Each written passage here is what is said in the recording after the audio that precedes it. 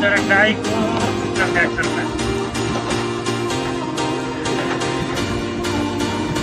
बर्खा लाग्यो, बाटो बिजुक छ,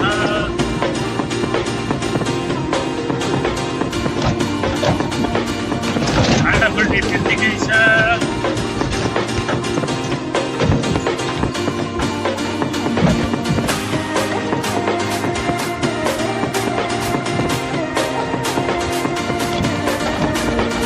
घाम लागेको छ, बादल लागेको छ, पानी पर्छ।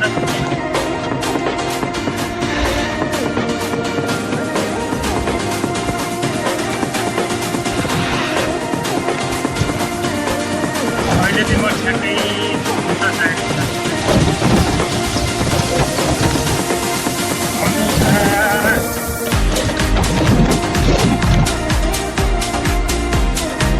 बाटोमा त्यस्तै छ।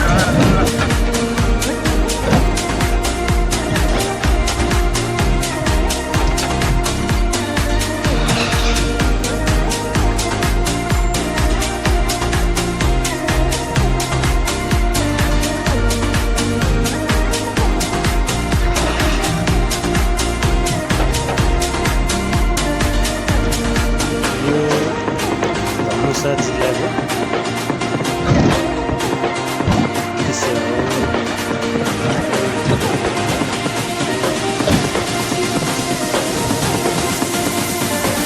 सबै चारमा नगरपालिका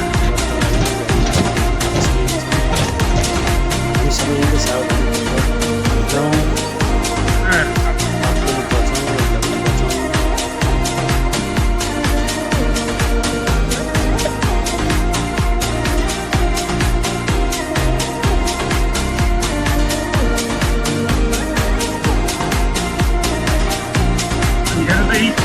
इन्डियन गाडीहरूले सारा हेरेपछि अनि हामी नेपाली गाडी नबसेर के गर्ने?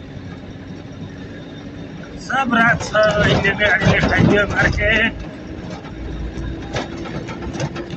नेपाली व्यवसायीहरू मार्कामा सरकारले ध्यान दिँदैन।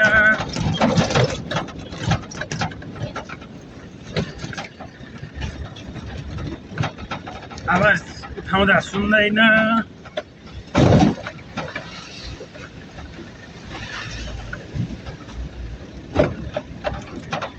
इन्डियन गाडीहरूलाई नयाँ चाहिँ आएछ ल।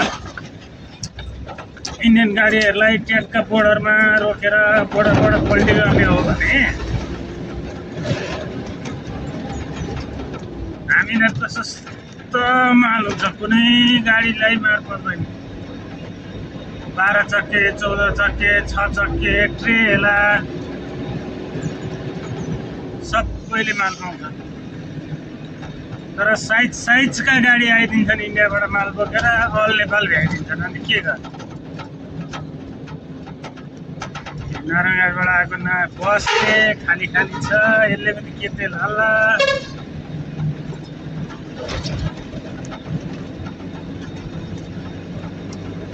बिजुक छ, बिजुक छ साथीहरू।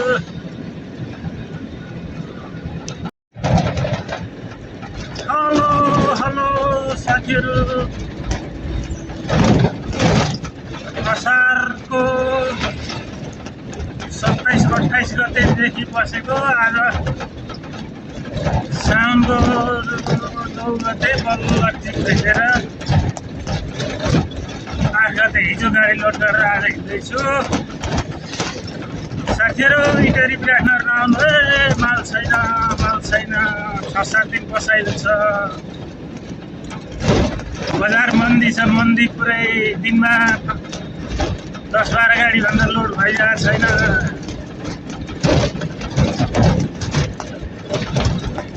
गाह्रो छ है साथीहरू, बोल्न नआउनु गाह्रो छ।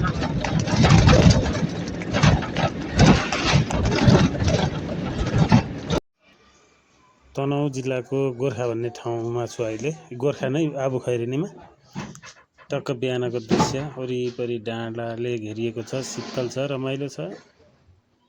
आउनु होला आबुखैरेनी, गोर्खा जाने बाटो हो यो।